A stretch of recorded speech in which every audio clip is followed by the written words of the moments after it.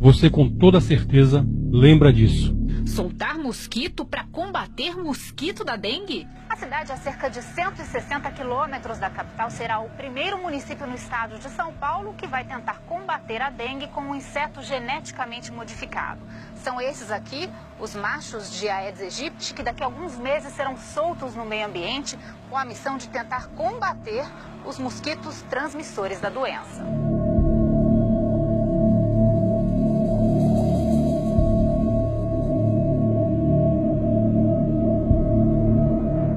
Em 2011, mosquitos Aedes aegypti geneticamente modificados foram soltos em algumas cidades brasileiras. Era o começo do projeto Aedes transgênico aqui no Brasil. A promessa era que os mosquitos transgênicos machos copulariam com as fêmeas selvagens e as crias morreriam ainda no estágio larval sem chegar à idade adulta. Seria maravilhoso se tudo fosse assim, mas não foi bem isso o que aconteceu. Quando falamos em vídeos passados sobre os eugenistas milionários que financiam pesquisas em diversas universidades famosas para sutilmente levar à frente uma agenda de redução populacional global, somos rotulados de lunáticos apocalípticos ou teóricos conspiracionistas.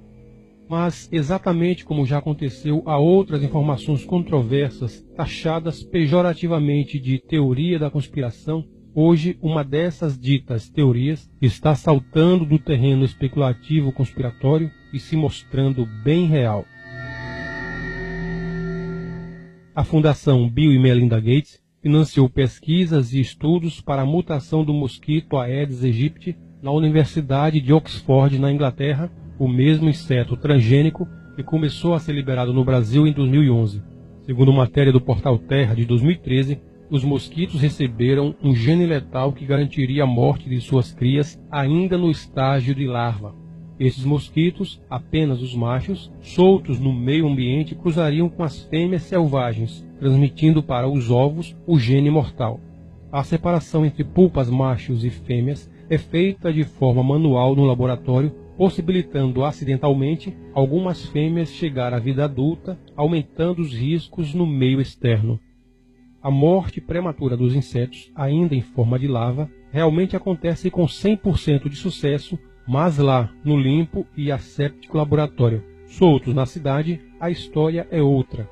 Vamos saber o porquê.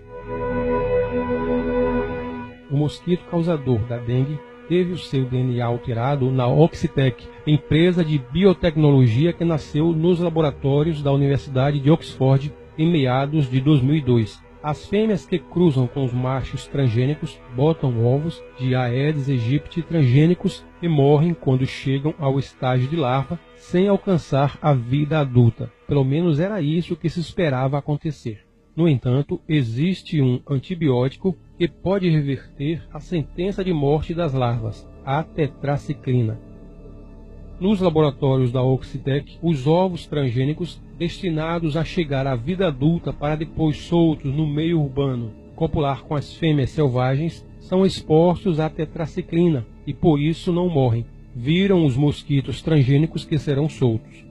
Mesmo havendo a possibilidade das larvas modificadas sobreviverem nas cidades, os testes em campo prosseguiram. Ou seja, mesmo que remota, existe a chance dos ovos, entrando em contato com a tetraciclina dispersa no meio ambiente, chegar à vida adulta, mas isto foi ignorado. O primeiro local de testes do mosquito geneticamente modificado foi nas Ilhas Caimã, ao sul de Cuba, devido à ausência de leis de biossegurança. Após os protestos e depois de adiar testes semelhantes em 2006, a Malásia se tornou o segundo país a liberar os mosquitos transgênicos em dezembro de 2010 e janeiro de 2011. 6.000 mosquitos foram soltos numa área, diga-se de passagem, inabitada do país. Aqui no Brasil, a partir de 2011, os 18 milhões de mosquitos soltos nas cidades de Jacobina, Minas Gerais e em Juazeiro, na Bahia, superam em milhões os insetos liberados nas Ilhas Caimã e Malásia juntas, segundo números da Moscamed, uma organização social que trabalha em parceria com a Oxitec. O problema é que resquícios do antibiótico tetraciclina são facilmente encontrados em ambientes urbanos, especialmente em panoramas como o brasileiro. onde dejetos hospitalares, domésticos e humanos são quase sem nenhum controle assimilados em córregos, esgotos e lixões a céu aberto, criadouros potenciais do Aedes aegypti.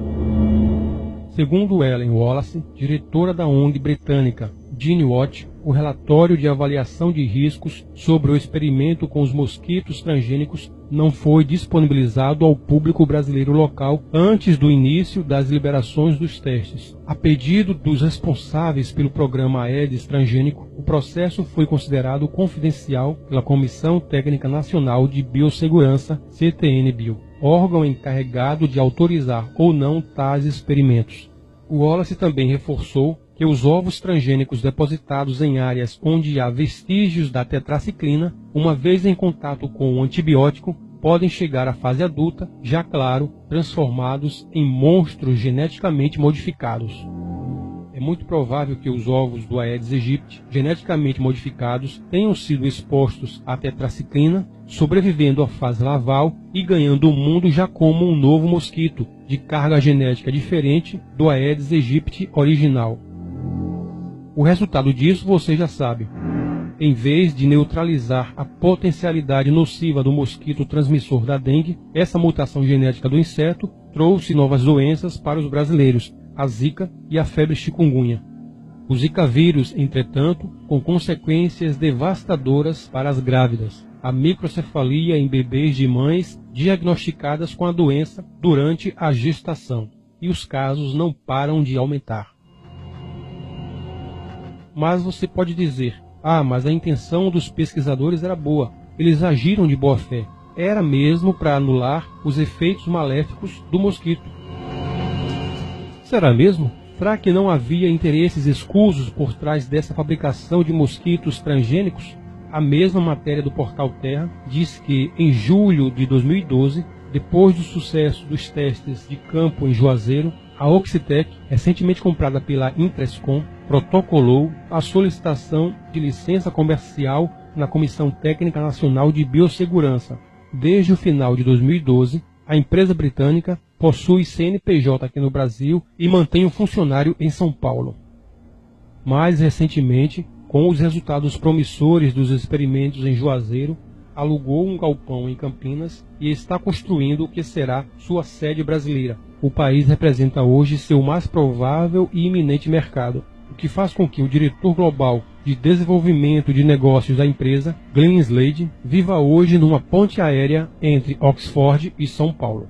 Ou seja, tal como aconteceu com as sementes transgênicas na agricultura, os mosquitos geneticamente modificados serão comercializados para países, estados e municípios que desejarem controlar as populações do inseto. Haverá um comércio de mosquitos transgênicos.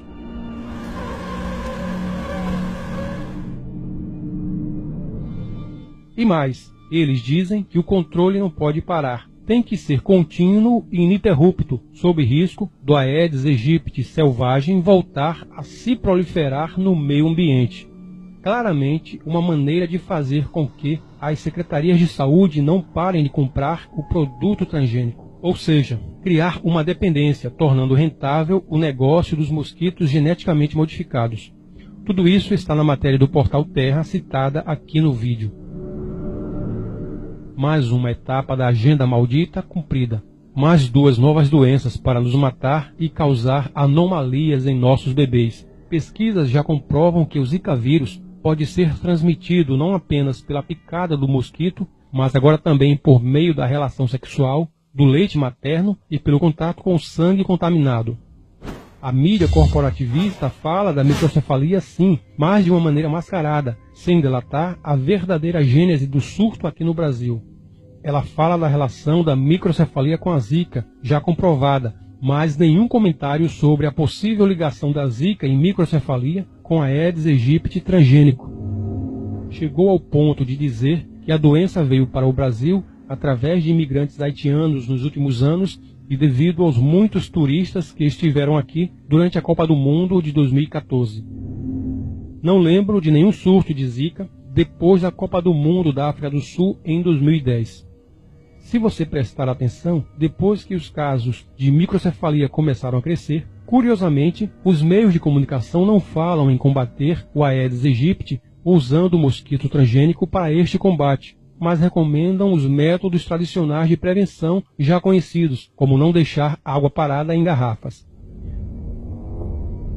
Se for verdade que o Zika vírus foi descoberto em 1947 na África, fato é que uma relação forte entre os casos crescentes de microcefalia e Zika só está ocorrendo aqui no Brasil e, coincidência ou não, as primeiras ocorrências da malformação congênita nos bebês surgiram 3 anos depois da soltura dos mosquitos transgênicos nas cidades, o que nos leva a acreditar que algo pode ter dado errado na alteração genética do mosquito, potencializando sua nocividade.